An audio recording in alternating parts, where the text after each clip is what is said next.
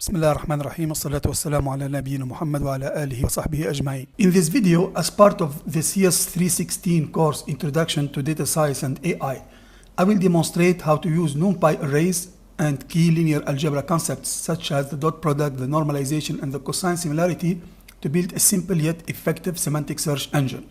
This session also serves as a practical review in preparation for the upcoming major exam. I will explore one of the latest advancements in search technology, vector databases.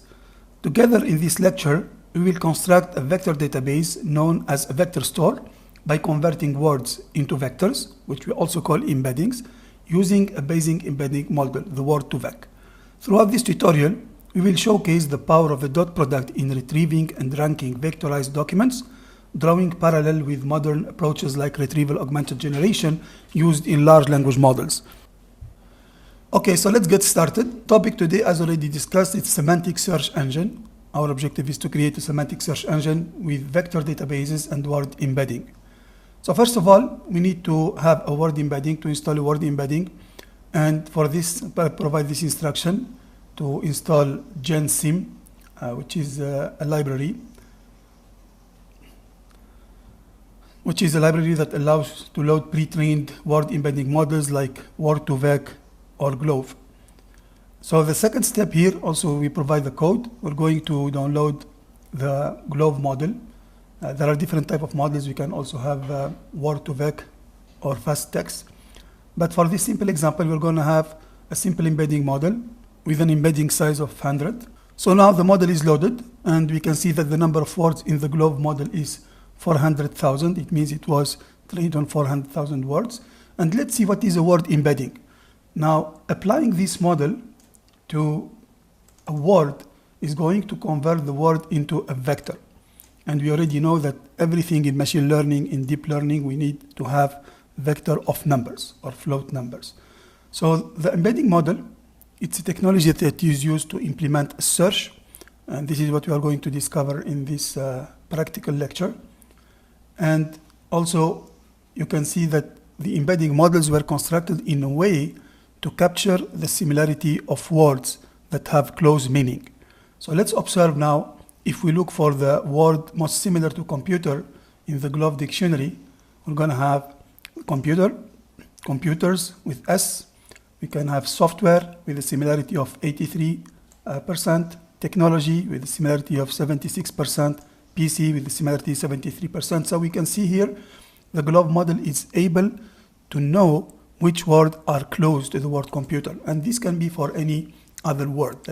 So in this way, we can use the Glove model in order to find the closest words or the closest sentence to a particular sentence, and this is the foundation of a search engine. The shape of the Glove model is 100 elements, so it's an embedding model with 100 elements. So let's get started with the first question, which is calculating the cosine similarity. Here we would like to understand how the Glove model is able to capture the similarity between different words. So we're going to use NumPy array to compute the similarity between different words using a pre-trained Glove model. We're going to compare between coffee and tea. We will convert between 4 pairs. The first pair is between coffee and tea, then between Apple and Microsoft. And you can see here, Apple, it has a context. In the context of the industry, it's the Apple company, and in this context, it's going to be considered as a fruit. So, and the objective here is to calculate the similarity, and we already seen in the lecture that the cosine similarity, which is the dot product, the normalized dot product, is able to capture how close two vectors are in the space. And with the cosine similarity, we are going to measure the deviation between the vectors in the space without considering the magnitude. So we will have unit vectors to be compared. Now, here we have now this code. We load the Glove model, and we have a function that calculates the cosine similarity. So what is the cosine similarity according to this formula? It's if we have vector 1 and vector 2, we're going to calculate the dot product. We use mp dot. This calculates the dot product, vector 1 dot product, the vector 2, divided by the norm of vector 1 multiplied by the norm of vector 2. And in this case, we use mp dot linear algebra dot norm vector 1 and np.linearalgebra.norm vector 2. So this function will calculate the cosine similarity between any two vectors. So in order to calculate the similarity between coffee and tea and Apple and Microsoft, we need to convert this word into vectors. So it's pretty much simple. We're going to use the same technique here. I'm going to copy this one and coming here, and we change computer by coffee. So this is going to give a vector that represents coffee in the embedding model of Glove. We will do the same thing for T, and here we convert Apple into a vector. We convert Microsoft into a vector, and we convert orange into a vector.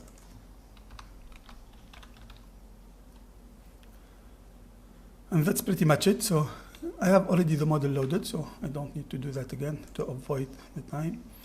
And calculate the cosine similarity. Okay, according to the formula here, we need just to calculate the cosine similarity between the coffee vector and the T vector. And we will do the same for all the others between Apple and Microsoft.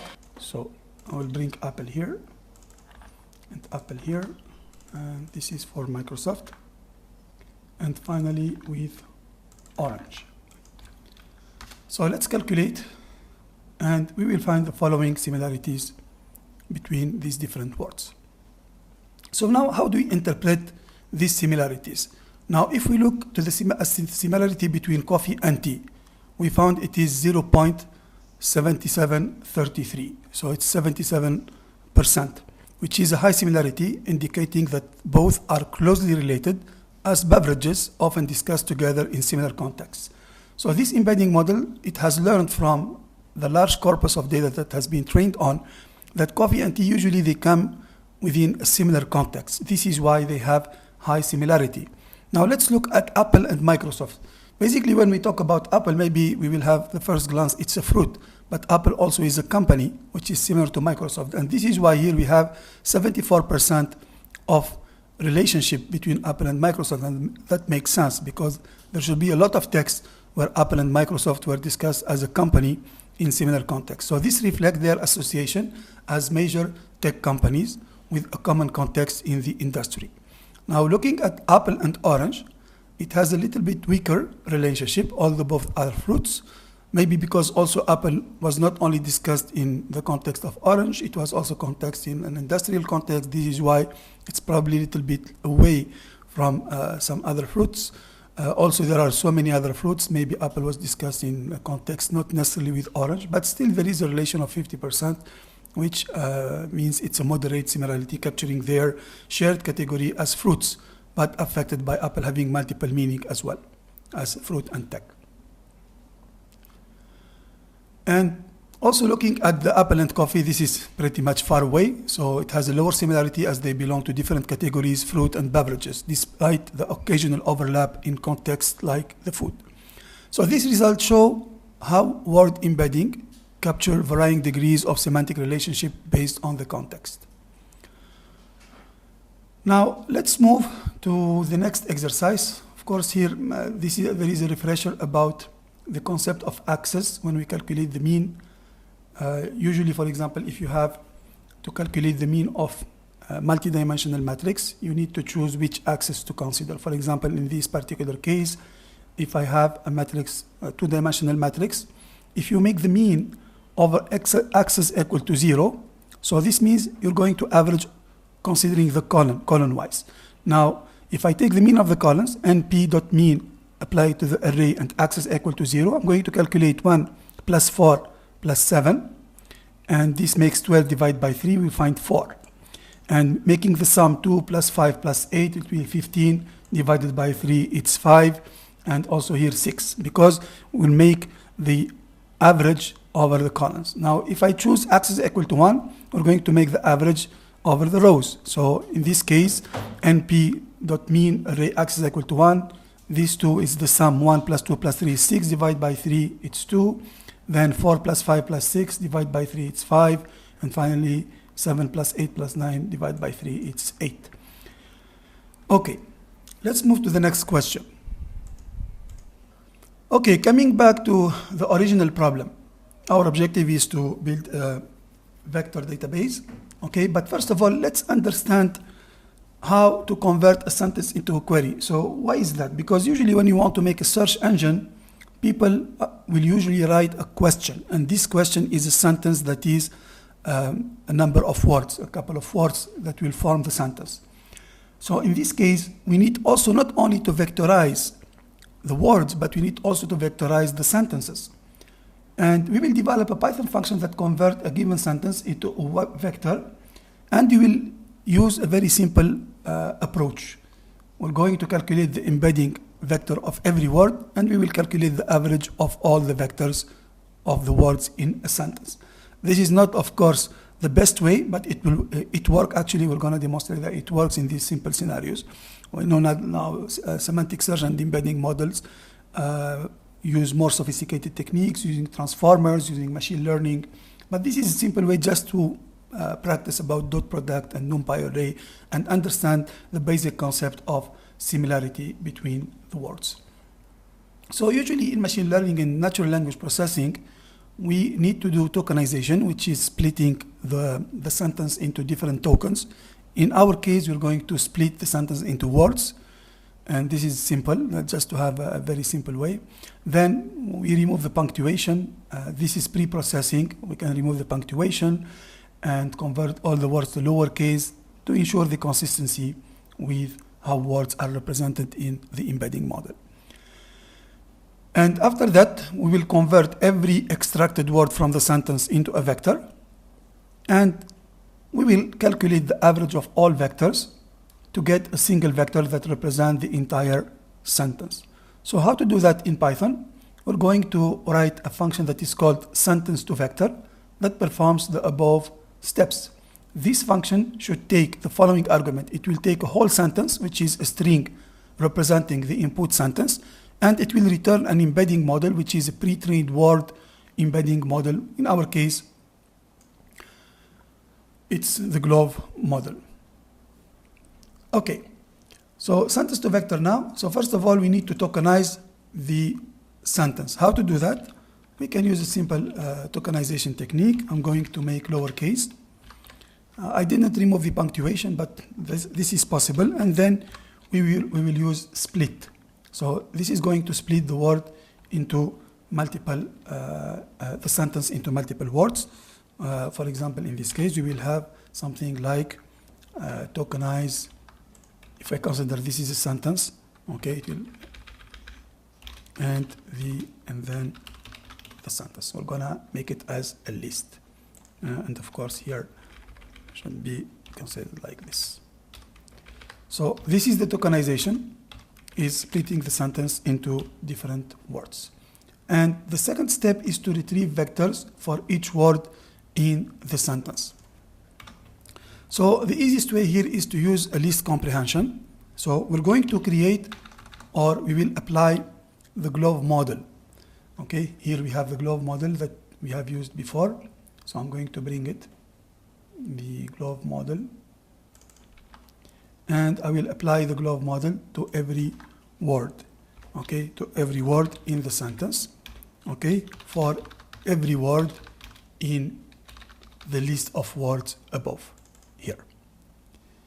And of course, because the embedding model may not contain all the words, we can make an if statement if word is in the glove model. Okay, so in this case, we're going to have a vector, a list of vectors, and every element will represent the vectorization of the corresponding word.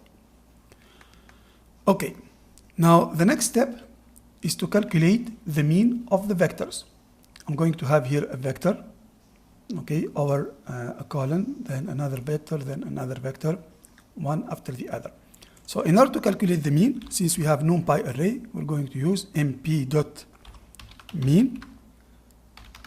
all the vectors, and I will use axis equal to 0 because I will have the embedding vector stored like this, and I will calculate the average on this column, then the average of this column, then the average of this column, and this will give me one vector that represent the averages over the columns.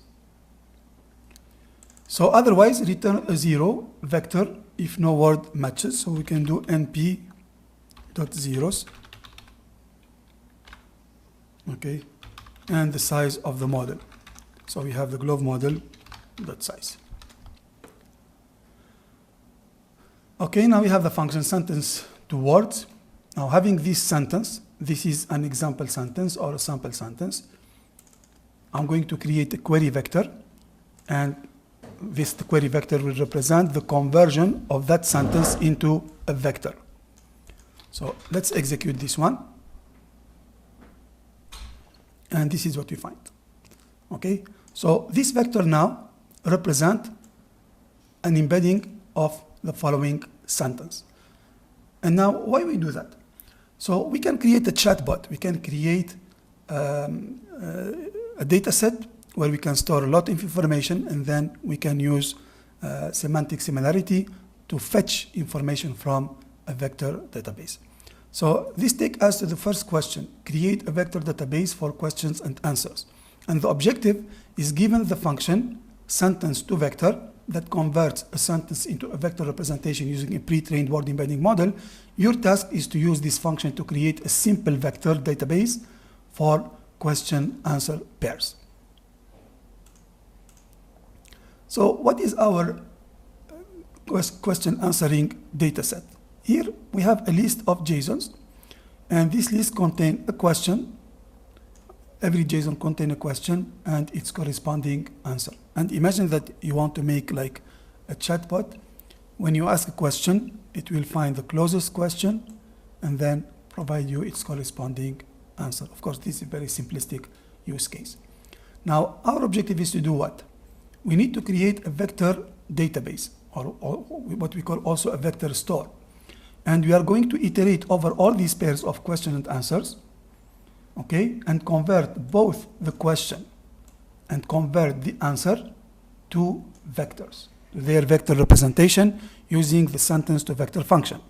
And then we will store these vectors into a data structure. We can also store them into a disk, the hard disk, create the list named vector database, where each entry stores the original question. We store the original question and the answer and the vector's representation of the question and the answer. Okay, this is what we call the vector store. We will use a dictionary to store this entry, and finally the output, this results in the vector database. So the vector database is going to be an empty list in the beginning, and for every question that we will process, we're going to save the question, the answer, the vector the vector of the question, and also the vector of the corresponding answer. So let's do this. This is the Python code. We have the list of questions and answers. We have an empty vector database in the beginning. So what is our objective? For every pair in this list. So this is the first element, and the first element here is a JSON. So this JSON, which is pair, will have a field question.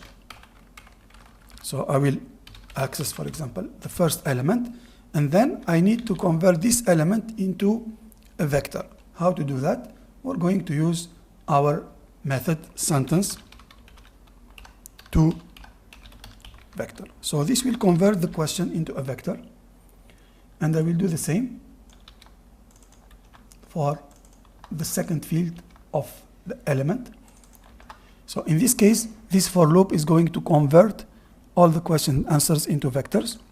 And then I'm going to, this is vector store list, I will append a new element. So instead of having only question answer, I will have question answer, the corresponding vector of the question and the corresponding vector of the answer. So this is called a vector database. And here I need to store the pair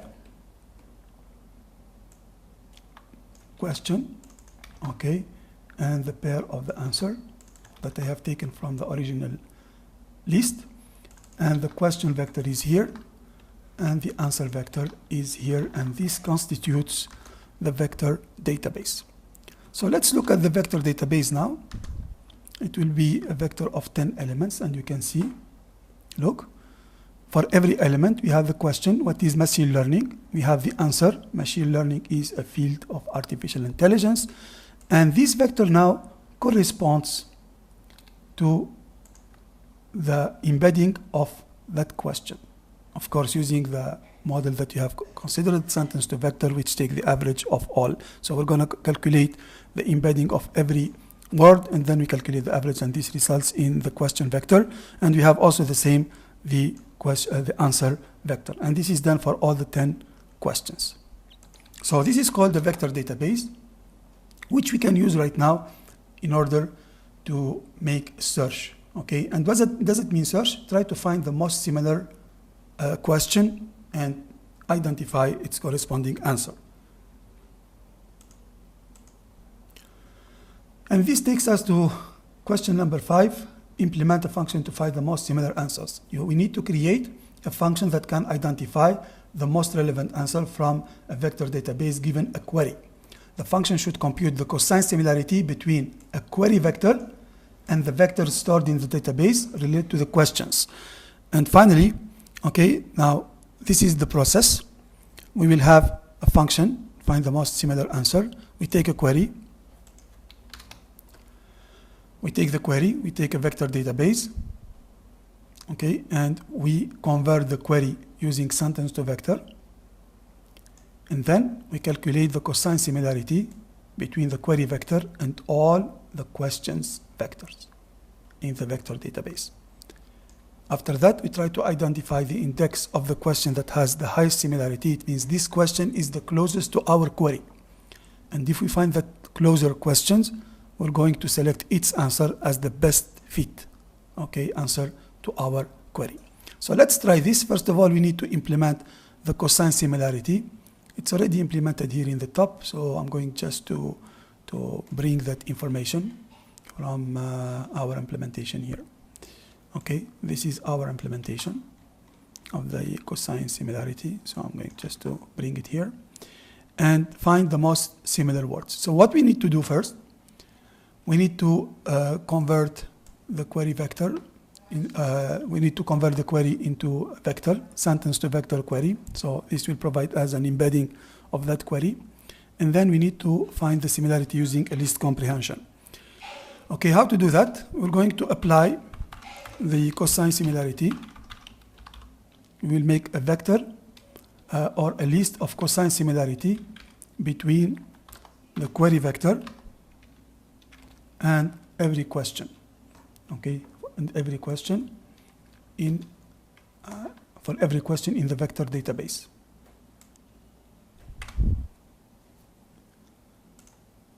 Okay, I think, yeah, there is one more. Okay, yeah. So this will be a list of cosine similarity between the query vector and every question in the vector database. And the next step is to find the index of the highest similarity, okay, which corresponds to the closest question to the query vector that you have created. And after that, we can create the best match, which is vector database best match index. Okay, because our vector database is what? Our vector database is a list. So if I find the index, I'm going to select the element in the list, and then I will take the best match, which is the best question, the answer, and I will return the similarity. So this will make our function that is the cosine find most similar answer. And now let's apply it. Let's look at our database first. Let me bring the database. So these are the different questions and answers. I'm going to put them here. So look at this question now. How does a neural network work? If we look at our pair of questions, we have what is machine learning? So what is the difference between supervised and unsupervised learning? What is a neural network? Look at this one. It's closed. How does a neural network work? Although they are not the same, exact the same wording, but let's see if our model is able to identify that this question is the closest to our query.